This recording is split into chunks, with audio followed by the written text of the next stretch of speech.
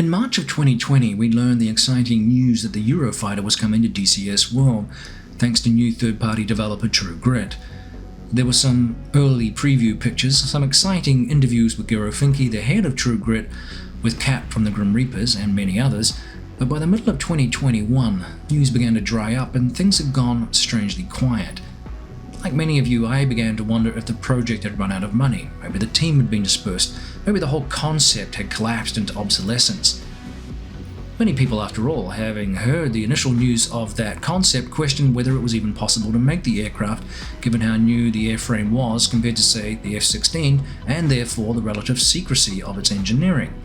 But we were assured it was up and running.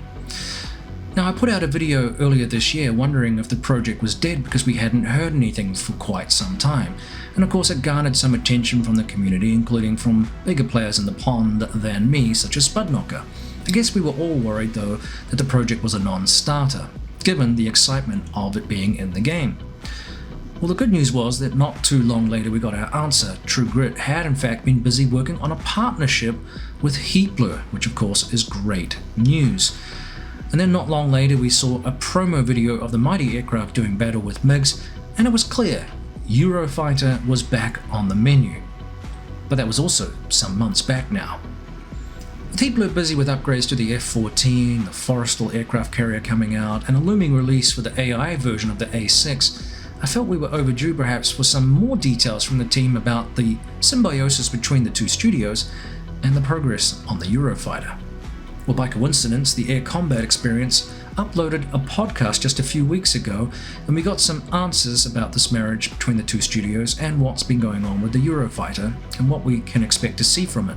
Now, this interview was obviously some months old. It featured some interesting timestamps which indicated this was some time back. Nevertheless, it's still worth looking at, and I was surprised it didn't get as much attention from the community as other references to the Eurofighter have, based on my own personal experiences too.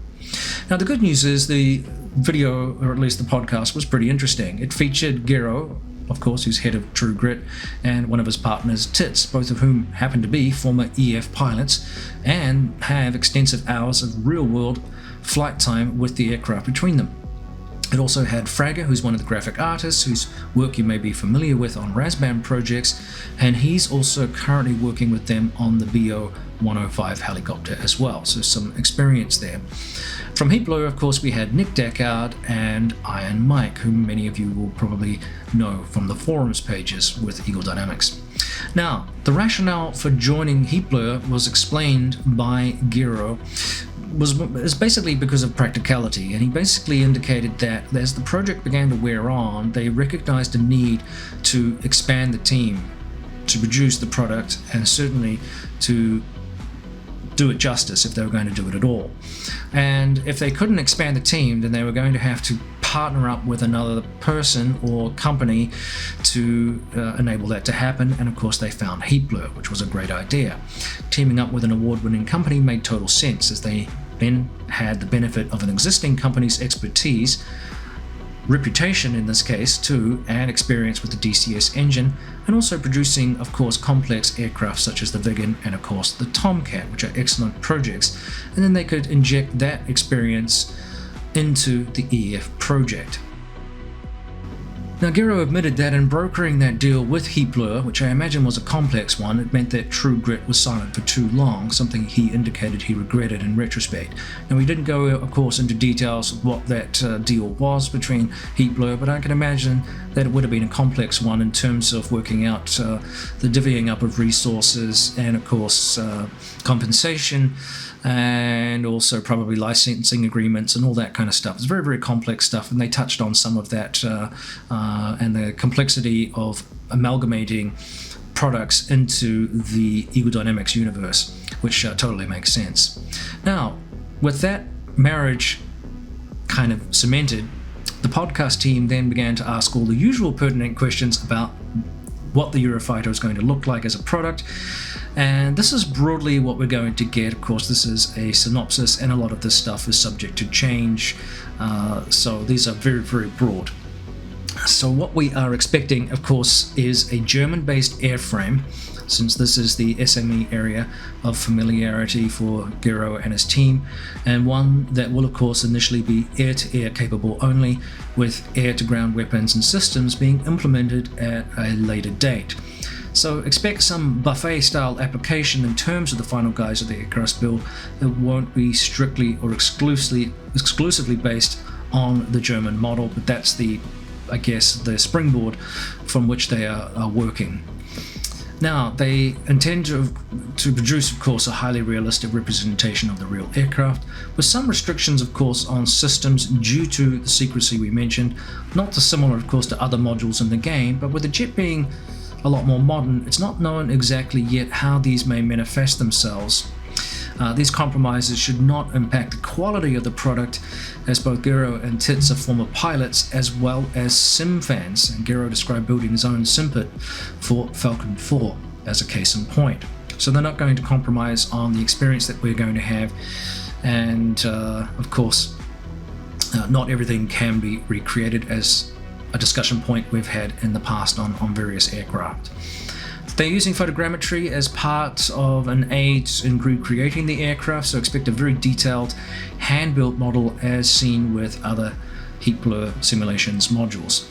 There will be some sort of voice activation software to ease pilot workload, similar to the real thing. How that exactly is going to work wasn't discussed, but they also talked about the fact that it didn't always work, and there was a lot of training that had to occur. So it'll be interesting to see what they come up with. Basically, it's the equivalent of a Siri for your Eurofighter, which was an interesting analogy. So I'm interested to see how they pull that off. Now, aircraft will sound like the real thing, of course. There will be some Hollywood-style sound effects to be added to offset what they call basically the feedback that you're not able to experience in the sim environment, and this is to aid immersion, so louder button sounds and things like that you wouldn't typically get, but otherwise that would make the cockpit experience rather bland, because you're just not getting the normal feedback that you would typically get as an actual pilot, which is obvious.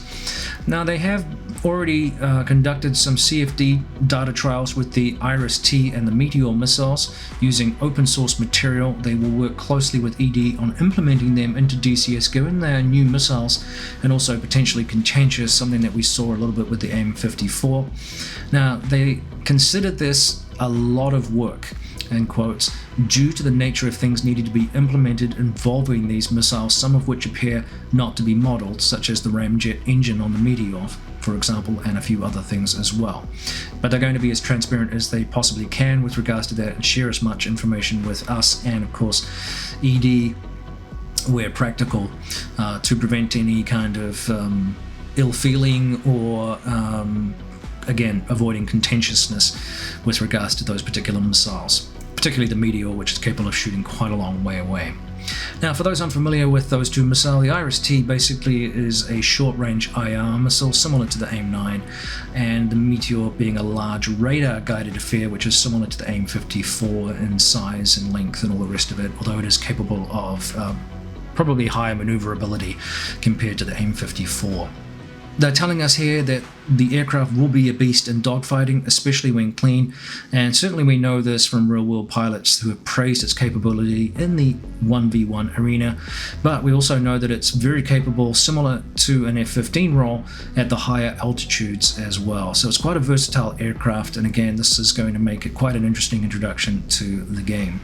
Now, on that basis, speaking of higher altitude, since it is capable of supercruise, depending on configuration, obviously, this feature will also be modeled in the game. So again, that's broadly speaking what we are likely to see from the model at some point when it's released. Now, the expected release date, well, that's completely unknown at this time. The aircraft, they went on to say several times, is early on. Now, again, this interview is a little bit older. Early on, I don't think it's probably changed all that much in the grand scheme of things. Both studios are indicated they're busy with the projects that they're working on, and Heat Blur, especially with some projects it was working on prior to taking on the work with TrueGrit, such as the aforementioned A6, obviously improvements to the Viggen, the F-14 A and B, and the Forrestal as well, that module, and of course the Jester lantern features as well. So all of these things have been worked on, are implemented, or are going to receive further upgrades, so on and so forth. So predictions, therefore, can we make any predictions for a release of this aircraft? Well, of course, that would be entirely speculative. If it's as early on as they hinted in the interview, I doubt we'll see anything in 2022. That's my honest opinion in terms of an actual release. We might see some progress updates, we might get some reports there. We might see references to stuff that they're working on, similar to what we would see in other studios, but I don't think we will see a release. Let's not forget this interview is several months old, but I just can't see major changes between what was recorded several months ago and now that would have changed that, given that Heatblur was, as mentioned, working on these other projects. Predictions? Well, if it's as early on as they say, and Heatblur has these other commitments that it's working on, including the A6 as mentioned, I doubt we'll see anything in 2022 in terms of release. That's my honest opinion. Remember that this interview is obviously several months old, but that's not enough time for my opinion to change on that, even if we've had 6 months from the original interview. I just don't see this in that time length being enough to change the early on status. We could see some typical developmental sneak peeks in terms of, hey, we've completed this, or the exterior model is now complete and now we're starting to work on systems. That kind of thing I could see, but I doubt we will see an actual release in 2022 unless I'm completely off. So take your bets now. We'll see what happens over the course of 2022. Remember too that Eagle Dynamics is working on a lot of changes with the game engine. We're seeing things like weather coming up now. That was hinted at over the weekend. So this is in reference to dynamic moving clouds and things like that, which is awesome news. So there's lots of stuff going on in the game engine, I think, that could also impact the way in which these aircraft are introduced. That's a guess, and I don't mean that necessarily as a negative, but just because there are improvements that are beneficial. The way that the software interacts with the hardware right now needs obviously overhauling, and that's a work in progress. So there's a lot of things that could impact the development of this aircraft, I would imagine for the better, but again, this could impact obviously the overall release date. So 2023 I think is a more realistic time to start getting really excited about a possibility of seeing this aircraft in the game, but 2022 I think is going to be a busy one for all of the teams, and we're going to have to wait and see what they come up with. So stay tuned. They're a pretty quiet studio for the most part. They don't do a lot of razz and madazz, but when they do produce something, you can sit up and take notice because it will be of high quality. So I think that's something to look forward to. Let me know what your thoughts are. That'll do for this little vid. Stay tuned for more, of course, and this is Prickly Hedgehog out. We'll see you next time. Cheers.